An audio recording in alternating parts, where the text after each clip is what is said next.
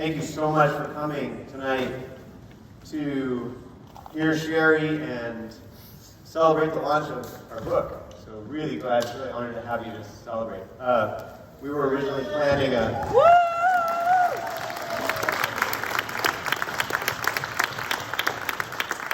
I'm watching you. We were thinking, 25 people, wine and cheese, and then it just sort of, Kathy Shin got a hold of it, and here we are. Anyway, so honored to have you here.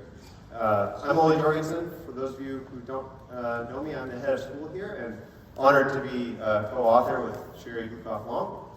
And tonight you'll hear quite a bit from Sheri later on. I'm going to do a few preliminary comments. First, a little bit of housekeeping. Restrooms are here.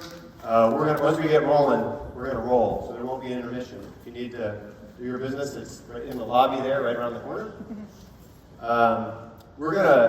The idea is that I'll do some preliminary comments about the book, and then Sheri will talk about setting limits. She'll have an open Q&A for questions about whatever parenting topics you would like, or questions about the book, and she'll address those. Then we'll do just a couple of quick closing comments, and then it should be around 8 o'clock. For anybody who would like, we'll stay to sign rooms. So that's sort of the plan for the night. We will record the presentation that she makes, but we will not record the Q&A. So your questions will not be, there will be no record of whatever you're asking.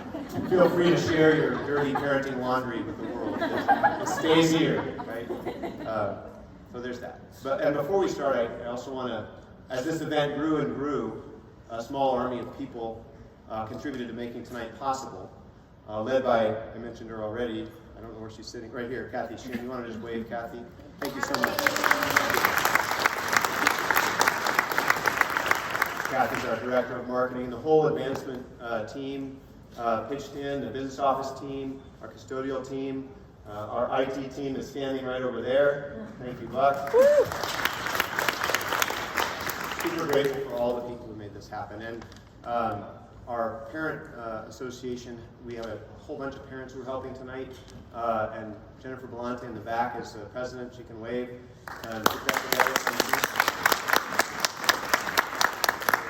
Super grateful for all your help. And the book, there are many of you in the audience who've been part of this, encouraging us, helping us with ideas and doing some peer editing. In fact, I think two of our early stage editors are here. Vicki Bose-Mock right here. Do you mind just wave? Amazing. And my wife Tanya, who was an editor, is doubling as a photographer tonight.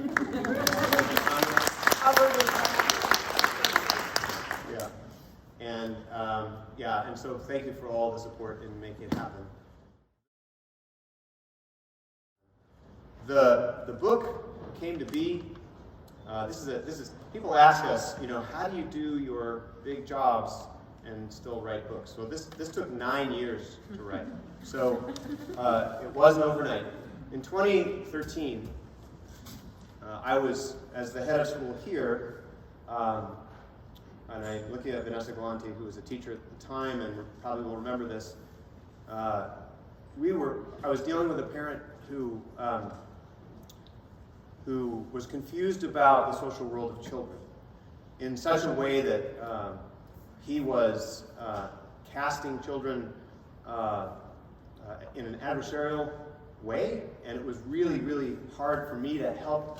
I'm usually pretty good with parents, but I couldn't help them understand sort of how we look at children here. And he was so far off his spot, an expression that those of you who are new to this idea, we'll hear more about later. He was so far off his spot that he pulled me off mine.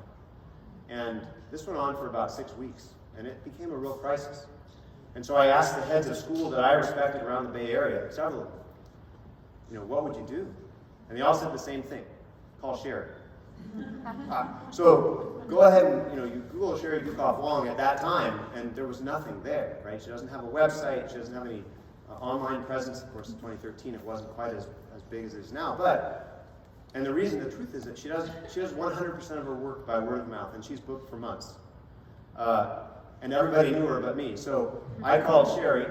She came in, we talked a little bit, and in a 2-hour meeting, she accomplished everything we needed her to and resolved a 6-week issue. And I was blown away. So I said, will you come back and talk to all of our parents? And she said, sure. And I said, twice. And she said, sure. And she came back, and the parents loved her presentations, and she was speaking to things that they needed to hear, and they really appreciated it, and her ability to recognize patterns of behavior in children and in families and in parenting, and then provide actionable takeaways that really work. I've never seen anything like it. So I kept, each time that she visited, I had her talk to our teachers. Each time she came back over the course of, a year and a half, I kept asking her, why don't you write a book? You need to write a book. We need to get this out beyond the Bay Area. And her standard response was, I'm a talker, not a writer. And so finally I said, okay, I'll write. You talk, I'll write the book. And so I would drive up to Berkeley, and she would talk, and I would write. And that's how this all got started. So that was,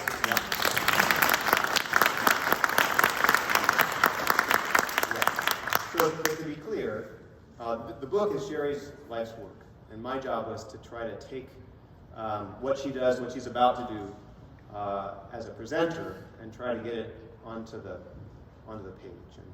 And we did our best. We want this to be like a companion for you, so you can carry Sheri around with you. And other than the typo on page 97 that drives me crazy, I think it's a pretty solid.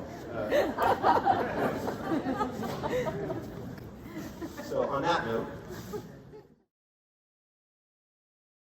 to say, people ask us, why everyday parenting? Because that's the book, right? Your essential guide to everyday parenting. And as it turns out, as Sheri likes to say, you have the most impact on your children with what you do with them on a day-to-day basis. And that became the basis for writing the book. And in the intro, I'll just read this passage that helps flesh this out a little bit. So, raising kids is meant to be there for you when you need to summon your best parenting self during daily life with children. We chose daily life because how we relate to our children day to day forms their sense of themselves, their connection to us, and their ways of being in the world. No interaction we have with our children is too small to strengthen our relationship, to impart our values, to build their confidence, and demonstrate communicating, relating, and caring. So again, no interaction we have with our children is too small to accomplish those goals. So think about that. We also chose to focus the book on daily life because, as Sheri likes to say, home is the training ground for how to be in the world. And we love that line. So, home is the training ground. Our kids' perspectives and expectations about life beyond our household are shaped by daily life in our families. So how we manage everyday life, including setbacks and conflicts, which are the reasons many of us come to hear Sheri talk, help prepare children for the bigger, weightier issues they're bound to encounter after they leave home. So that passage in the intro explains the power of everyday parenting and really the foundation for the book. Every chapter in this book could be a book, and we know that. But what we tried to do was extract the essentials in short chapters, except I think it's 9 where we go on and on about homework, but you need it, so there you go. But that's a longer chapter. But the short chapters with what we think are really essential elements of each topic. So, tonight, Sheri's going to talk about one of the topics in the book that she's shared with us this year has been a very popular topic at schools all around the Bay Area. And she's working now also in Southern California on that, setting limits. And when we read through the questions that some of you submitted with your RSVPs, setting limits is a thread that runs through all of them. So it may have been the topic, or it might really be what you're dealing with, but you get to hear a little bit about that tonight. How many of you are hearing Sheri for the first time? Raise your hand. Oh my goodness. All right. Okay, you're in for a treat.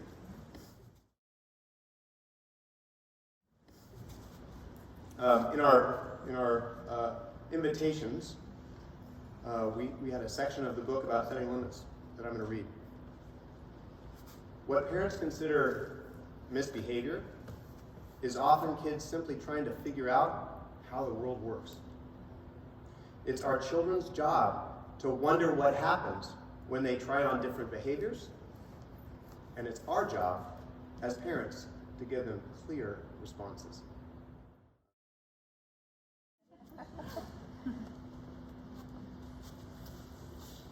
You should have seen Oli when the editors tried to mess with this.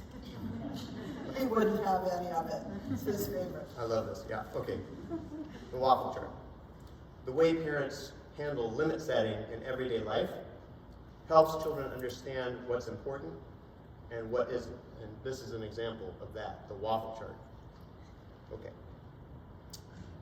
Sheri, my 2 young children constantly fight over who gets to sit where on the couch when they watch TV. Both my son and daughter take turns initiating. I need help getting them to stop. Do they fight about other things? Oh yeah. Since our waffle iron makes only one at a time, they used to fight over who got the first waffle. But I fixed that. I created a chart in the kitchen to keep track of who gets the first waffle. So, have you considered solving this fight by just hanging a chart on the back of the couch? Are you serious? Well, actually, no. Charts are for important things, like recording a patient's health for the doctor, or measuring profits for business, or tracking the weather for pilots, or charting who got the first waffle last. You're communicating to your kids that the order of getting their waffle is very important. So you're making a big deal when it's really just a little deal. So more importantly, you're telling your kids that fair means being equal about every little thing all the time. And the world just doesn't work that way. So rather than teaching them to depend on tracking their turns, let them know you have confidence that they can handle momentary disappointments and manage little deals. How would I show them that? Well, the show they're watching starts when they figure out their seats. Tell them when you're settled in your places on the couch, then I'll turn on the TV. Make it a when-then instead of an if-then. You'll see how quickly and cooperatively the issue gets resolved. And lose the waffle chart. It's confusing them about what matters. Tell them, I'll try to be fair about the waffles, but it won't always work out exactly equal. When you can be good sports about either sharing the waffles as they come out or taking turns with whole waffles, then we can have waffles. And meanwhile, you might want to switch to another breakfast item and wait to introduce waffles when they're better able to manage how that goes. So the waffle chart is, it's like making deals with kids or relying on rewards or basic things, for basic things like brushing teeth before bed. Rewards and threats and bribes, they may seem like good workarounds when you can't find your spot, which Sheri will talk about more in a bit, but they actually prolong the issue, keeping your children from learning how to manage typical responsibilities without tailored guidance. And with that, talk about setting limits. Thank you. Hi, everybody.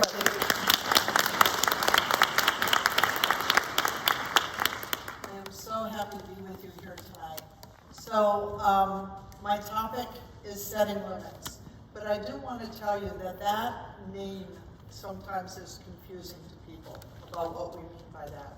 Because a lot of people think of setting limits as discipline or managing your kids' behavior, and indeed it's that too. but it's also, setting limits is also about helping your kids develop the capabilities, like getting up on time, getting themselves dressed, doing what they need to do to function in their worlds and develop the abilities that they need to have as they develop.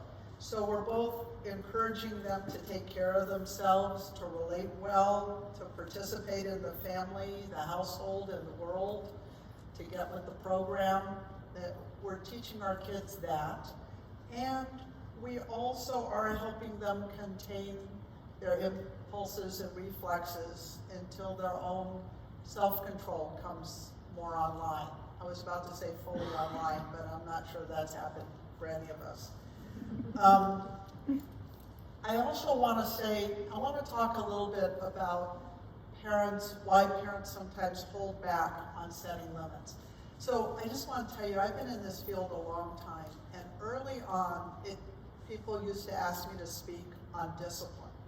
And after a while, it wasn't so PC to say discipline. So people said managing your kids' behavior. And then it moved on to setting limits, which has had a very long run. In many ways, what we're really talking about tonight is leadership. Your leadership in the family, your leadership in your role as you're raising kids. And so one of the things, for example, when you have an infant and that infant's reflexes are still all kind of haywire and they do this and wake themselves up and startle themselves, we wrap them up like burritos and swaddle them so they can be calm, they can settle, they can get the sleep they need. And nobody thinks they're oppressing their baby when they do that. Nobody thinks that this baby isn't getting to have free expression. They think they're helping the baby until the baby can settle themselves down. And it's really important to understand that in many ways we keep doing that for our kids. We keep providing externally the limits, the containment, until they come online for the kids to be able to manage it themselves. And for goodness sakes, when your kids have shown you that they're ready to take something on, then you step back and let them do that. Don't overstay your welcome in something they don't need you for anymore. But while they need it, that's something you do for them. So it's about being on their side while they're developing capabilities. It's not about being in combat with your kids. And as I say that, I'm sure all of you have had the experience that, wait a minute, but it does feel like I'm in combat with my kids. They argue with everything I say, they resist what I ask them to do. I lose it after the 15th time of asking them. It does feel like combat. And I understand that. And I also understand that a lot of times it feels so much like combat that we sidestep it. That we think, you know, we're having a nice dinner, I'm not going to argue about this tonight, or I'm not going to ask them not to, or I'm not going to ask my kid to get off the screen because there'll be a big fight and then I'll never get to bed. So we back away in the moments when our kids most need us to show up.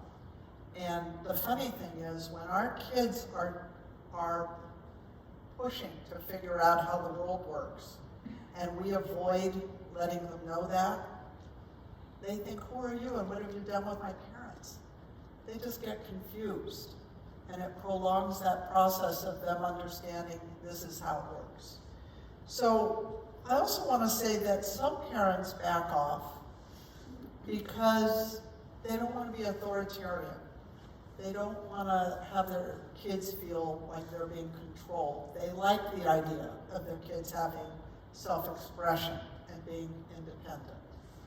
And I'm here to tell you that understanding boundaries, being able to relate to people respectfully, being able to navigate in the world the way the world is, not having it arranged for you, all of that enables kids self-expression and independence. It doesn't get in the way of it. And if you have questions about that, you can ask me about that tonight.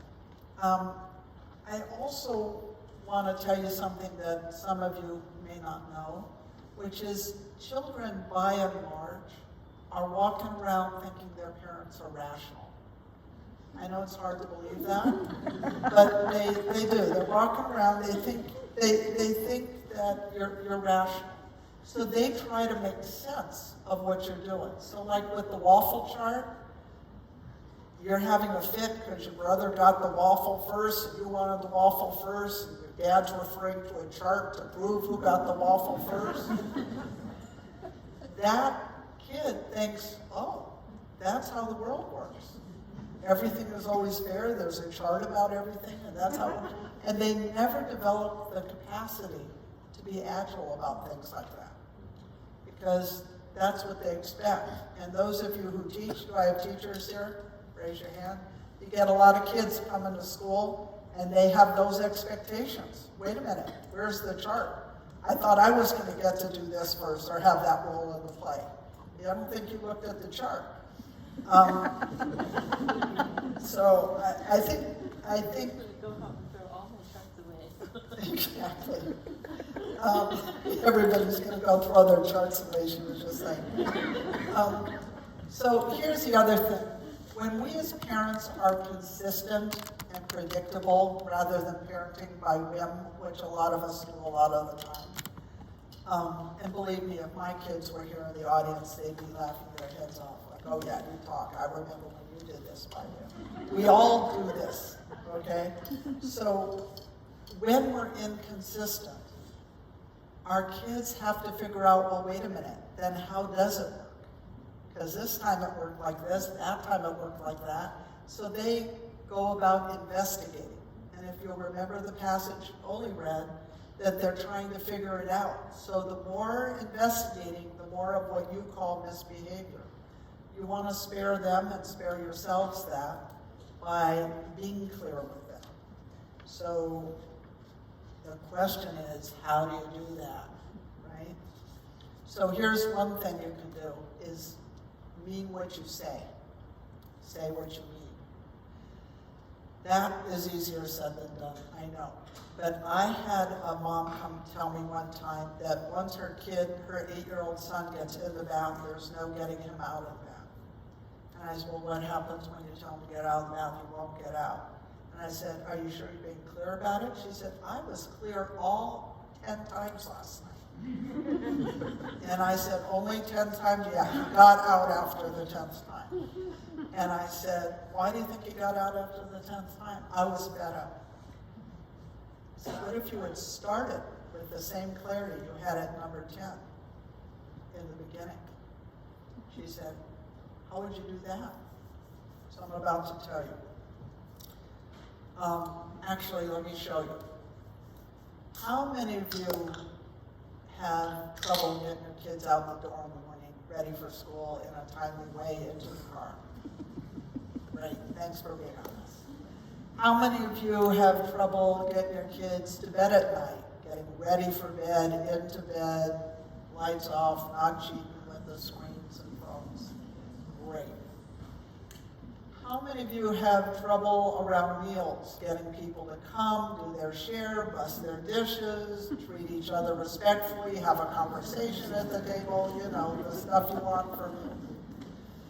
How many of you have trouble with getting kids to clean up, do their chores, do the stuff around the house? And how many of you have trouble getting your kids to buckle up in the car, stay in their car seats, wear their seatbelts? Did anybody notice anything? Those of you in the back that can see forward, anybody notice anything? What? Why not?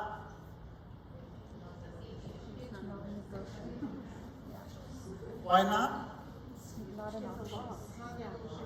Non-negotiable. Oh, the law. How many of your kids are reading law books? Just one is studying law. I didn't ask how many of you have budding litigators. I was asking how many read law books.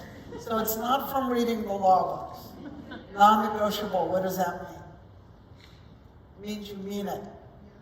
There's no ifs, ands, or buts. You mean it. So The issue is what we call in the book a seatbelt issue, is when you have that level of clarity. Let me just ask something else. How many of you do not have trouble with bedtime? Your kids pretty much follow routines, get into bed. Don't be afraid. You can raise your hand. No tomatoes will be thrown. And how many of you are able to get your kids out the door in the morning, able to get in a timely way, get to school, get where you're going?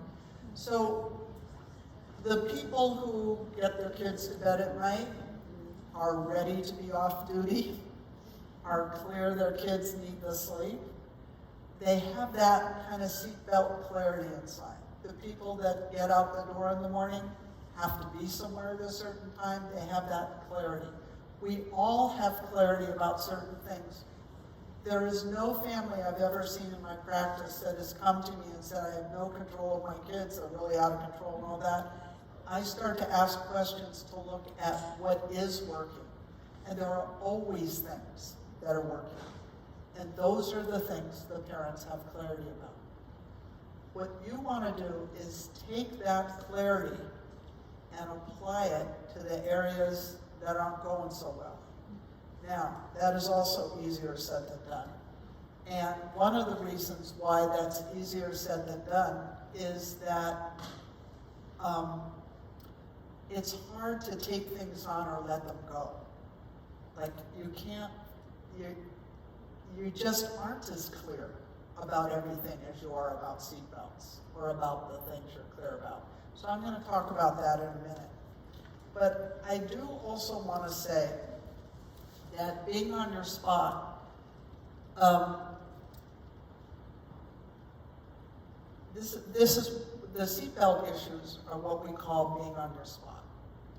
And that means that you have clarity from head to toe. When I say you're cleared, I mean you're clear head to toe.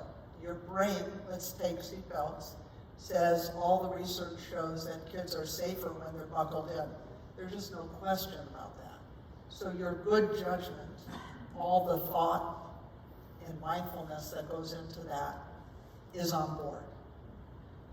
Moving down, do you have the heart to insist on that? Lots of times we know something is right for our kids, but we just don't have the heart to insist on it. We know they need their sleep, but we haven't seen them all day and they're wanting time with us, and we don't have the heart to insist on the thing we know they need. So with seatbelts, we have the heart to insist on that. Moving down, your gut, your instincts. Does your instinct say it's right? Our instinct is to keep our kids safe. And so we have that reflex to do that. So when your head, your heart, your gut are all lined up, you walk your talk or stand firm. Those are the moments when you're clear with your kids, and those are the times things go well. Now, every now and then I'm doing a workshop like that when it gets to questions. Somebody says, you know, I'm very clear from head to toe. I'm all the way clear. But my kid is still harassing me about this thing. I've said no. And then I say, well, let's go head to toe. And almost always we can find that spot that isn't so clear. That place where the kid that wants a cell phone in 5th grade and the mom doesn't want to give the cell phone in 5th grade, and it's pretty clear it's not a good idea, and the instincts are my kid shouldn't have a cell phone yet, but doesn't really have the heart because hearing the other kids have one and your kid wants one, and so that kid can feel that ambivalence and keeps harassing the mom. These kids can really just smell how you feel. You have zero privacy anymore. I just don't want you to think that. So being on your spot, when you are on your spot head to toe, you're not only tuned into yourself, but you're attuned to your kid. You're attuned to what does my kid need.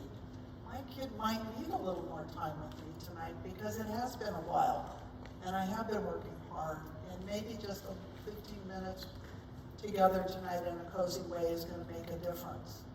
So you want to attune to your kids so you can base your own clarity on something that includes who your kid is. So the way you get attuned to your kid is even in the hardest moments of your interactions, you want to be curious and not furious. In the same way that kids are wondering how the world works and looking at you, I want you to wonder what need is behind their behavior. When kids' behavior is out of bounds, there is always a need behind it. A need for attention, a need for control, a need to show off to their friends, and elevate their standing somehow, a need to avoid. There's always a need. If you relate to the need, you won't be having a combat. If you keep relating to the behavior, you could end up in a power struggle. So you want to be curious and not furious. Also, I'm going to tell everybody here, you want to forget, honestly, please listen to me about this. Punishment does not work. There's been research now out of Yale Child Study Center, all this longitudinal research. Punishment doesn't work. Somebody's going to say, what about consequences? That's a fancy Northern California word for punishment. It doesn't work. What does work? Results that make sense to the child. So think about, most kids understand that if they're playing a sport, let's say baseball, softball, they're out on the field and they're out of bounds. They keep cheating, they keep doing something they're not supposed to do, and the coach says, hey, you need to sit out the next inning. You're disrupting the game. Sit out until you're ready to play in bounds. Most kids get that. They accept that. That makes sense to them. When somebody is disrupting a lovely family dinner and you ask them to leave the table because we don't want the dinner disrupted and you seems you need some time, take a break when you're ready to join us. Your kid might take 3 steps and say, I'm ready to join you. Come back and actually participate well. Great. Parents say to me, well, then they didn't get a timeout. And I said, if the point is to have the behavior change, we don't need them to have a timeout. Now, what if they really do need a substantial break, like they still are triggered and activated? You send them, they need a break. Then parents say to me, where should they go? Where should they be? I said, what about the room? Parents say, well, there's toys and books in there. So we're not having them do time for their crime. We're trying to get them to have a reset, because that's the point. Is when something isn't working, you disrupt it and try to get a reset to get it back on track. When you operate out of a place like that, parents get horrified when I say this, particularly with younger kids. No timeouts? Are you telling me I can't? Yes, you can have a timeout, but it's a matter of the place you come from, not a punitive place, but let's take a break. Let's have a reset here. The other thing is you always want to support your kids in making it right.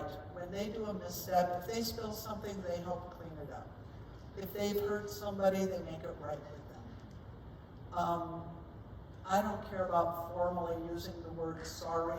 That's not so important, but it is important to let someone know, I realize something I did upset you or hurt you, and I feel badly about that, and I'm willing to do whatever it takes to help you build that Lego thing back up or make up what I took away.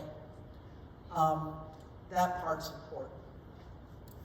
Those of you who don't know about making it right, you should watch Frozen 2. I have seen it numerous times.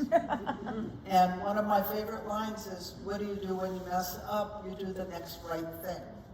I think there's even a song about doing the next right thing. But it is such an important thing to help your kids make it right, and for you to make it right when you make missteps. There are very few things as personally empowering as walking around in life knowing that if you mess up, you can make it right and go on from there. It gives you confidence, it gives you assurance, you feel like you can take some risks, and you can get things back on track with other people. So, you know, it's interesting, when parents will ask me that come to see me in my practice, they'll come in and they'll tell me the whole thing, what their kid did wrong, and the whole big episode, and then what they did, and how the whole scene was a terrible night. And I always ask, and then what happened? Because that's the part I care about. We all have our moments. Those moments are not defining moments.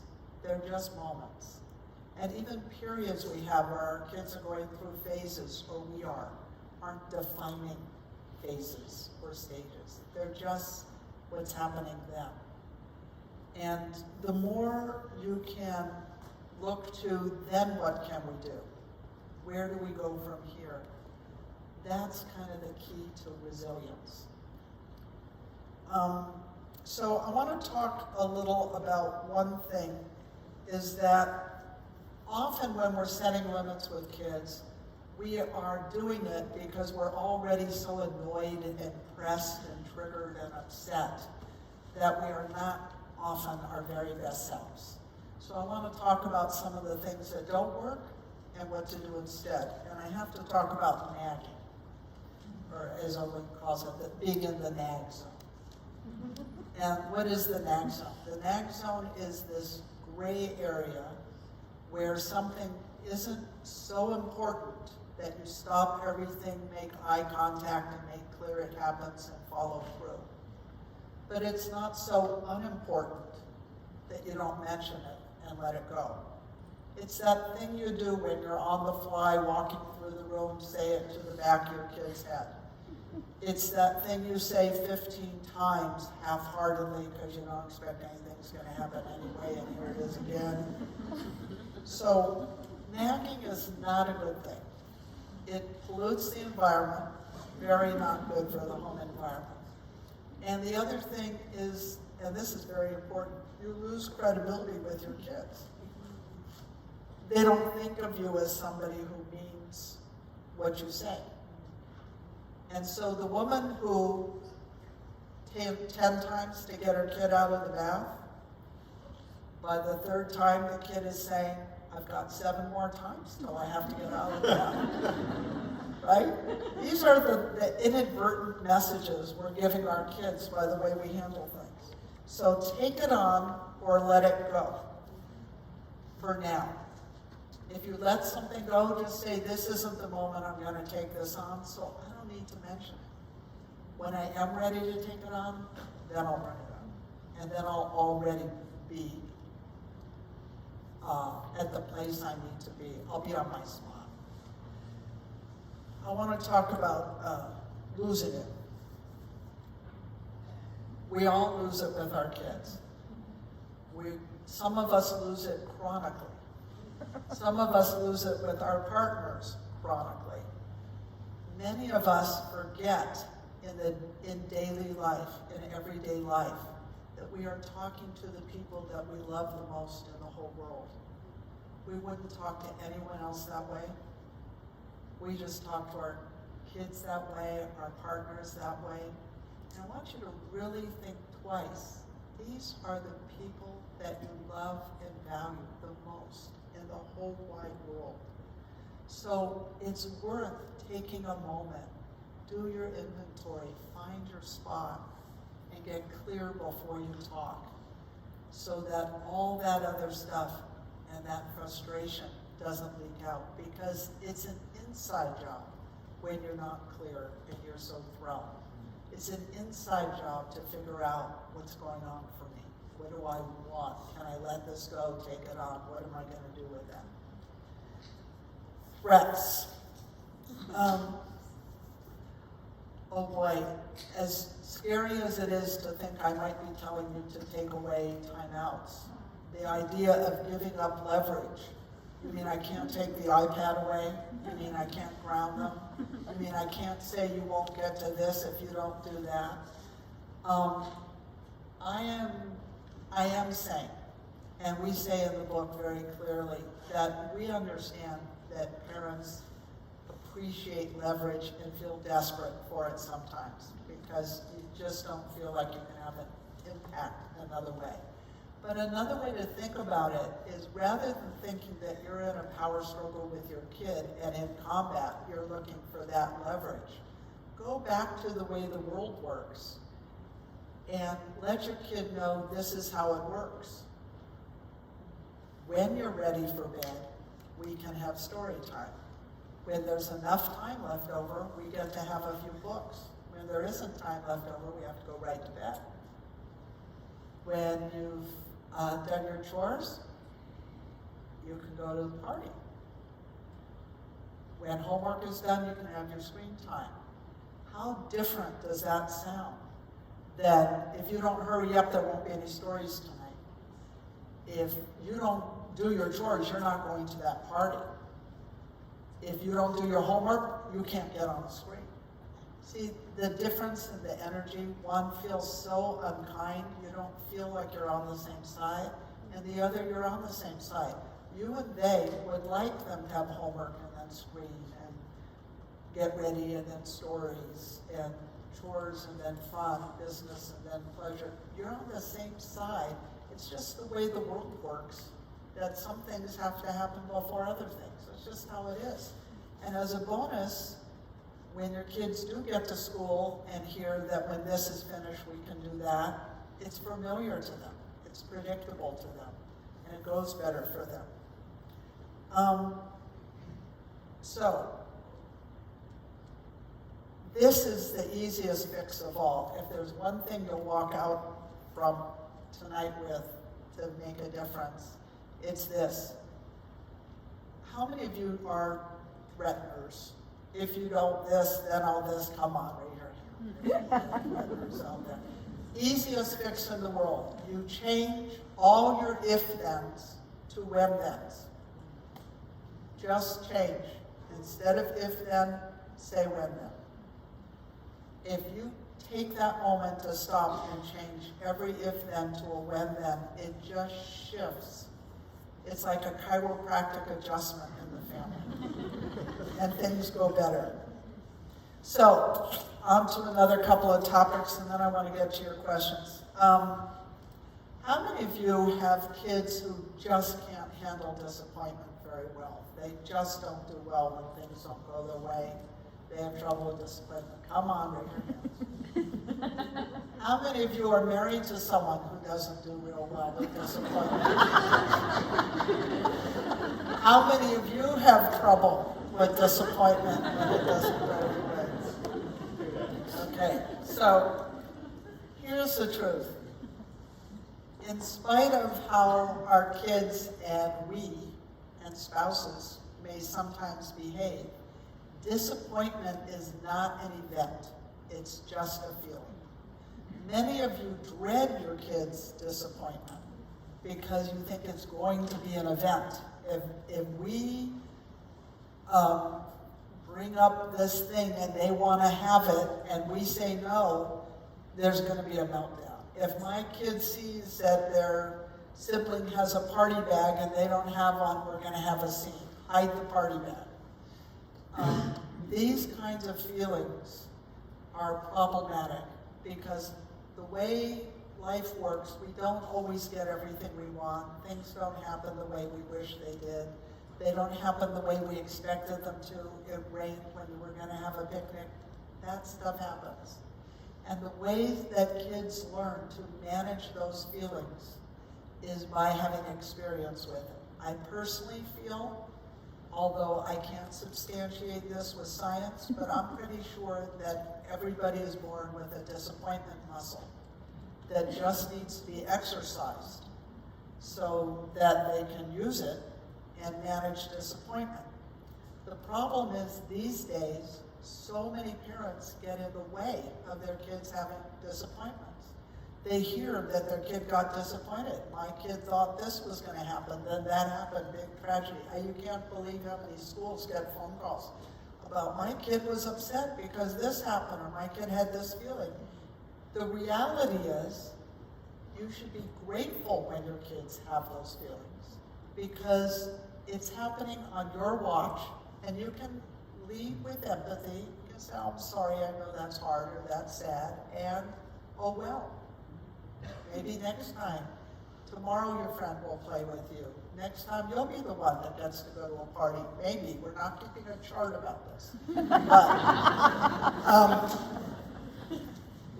And each experience your kid has with disappointment helps build that disappointment muscle and honestly makes them sturdier and sturdier to be able to deal with things in life. I'll give you an example. I am an overpacker when I travel because I do have trouble with disappointment. My mom did not let me have a lot of that when I was little. It's been hard to learn it as a grown-up. So I overpack because if I get somewhere, what if I want a different shirt or a different thing than what's in there? So I want to have choices, so I won't have to have a disappointed feeling. And my luggage is always so heavy. One of my daughters, when I took her looking at colleges, I had this big heavy thing, she had this little thing, because if she wished she had something that she didn't have, oh well, so she didn't have it, but she didn't want to lug a bunch of stuff around. She was okay with that. I was so grateful that I didn't pass that legacy on. It's not from anything I did that was so wonderful, it was from not getting in the way when things happen. So the cool thing about helping your kids build their disappointment muscles, honestly, is this. You don't have to sign them up for anything special. You don't have to get a carpool. You don't have to pay fees. There is lots of disappointment at home for you to have for free every day. No hassle, no trouble. So it's a really important thing. The other thing I want to say just briefly is about entitlement. Any of you have the feeling that your kids kind of walk around the household feeling entitled? Okay, so I want to say something about entitlement. A lot of people are out there saying it's so terrible to have entitlement.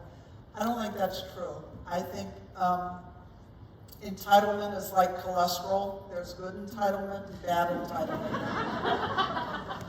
We're all entitled to be respected. We're all entitled to have a turn. We're all entitled to be considered. We're all entitled to be heard. And we're all entitled to a vote. Those are good entitlements.